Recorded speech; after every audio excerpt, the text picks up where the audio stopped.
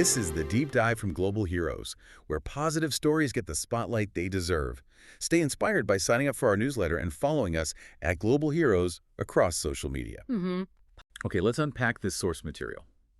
We're diving into how some really fundamental ideas are being taught very early on. Yeah, ideas about responsible citizenship, nation-to-nation relationships. Exactly, but for kids aged, what, 3 to 6? That's our mission today. Mm-hmm.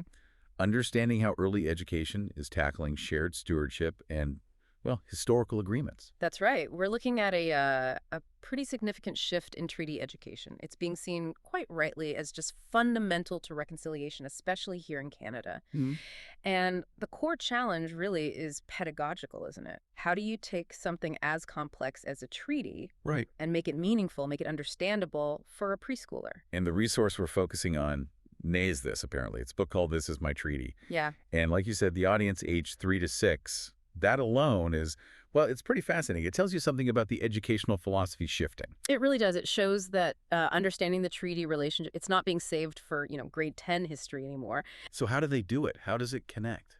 Well, what's really clever here is how the curriculum links these complex treaty ideas directly to early learning frameworks that are already there. Okay. Think about kindergarten basics. Sharing, making promises, reciprocity. Kids learn this stuff. Right. Those are core concepts. Exactly. And the authors, Kelly Crawford from Ishiging First Nation and Marcy Becking, they deliberately tie those simple sort of moral structures to the treaty relationship itself. Ah, okay. So that link, that's the key analytical point here.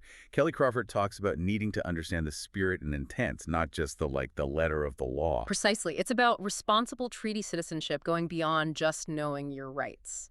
But why focus on the spirit for a 5-year-old? Because kids get fairness. They understand when a promise is broken, right? It's a moral thing. Mm-hmm. So if you frame the treaty as being fundamentally about joint responsibility for land, animals, water, and relations with each other. They're talking about a shared duty, a moral obligation. Exactly. It moves it out of dusty history books and into, our shared lives right now, shared stewardship. Okay. That's a radical pedagogical shift, really, fostering respect right from the beginning. And this ties into something really interesting you pointed out earlier. The title, This Is My Treaty, using this, not, that was our treaty. Right. And the source material highlights that choice. It's deliberate. It's meant to underscore that treaties are living documents. Close to us, happening now, not just relics. Precisely. And that idea that treaties are active, living agreements. Well, that connects directly to the Truth and Reconciliation Commission of Canada.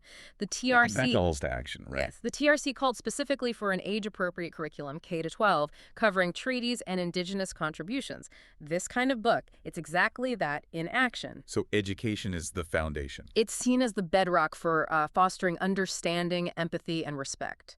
You have to start somewhere. And it's worth noting, this isn't entirely new either. I mean, the push for this kind of education. Yeah. No, you're right. The 2007 report of the Ipperwash Inquiry strongly emphasized treaty education, too. So this gap, this need, it's been recognized for a while. Which eventually led to things like the Treaties Recognition Week Act in 2016, setting aside time each year. Right. It builds momentum.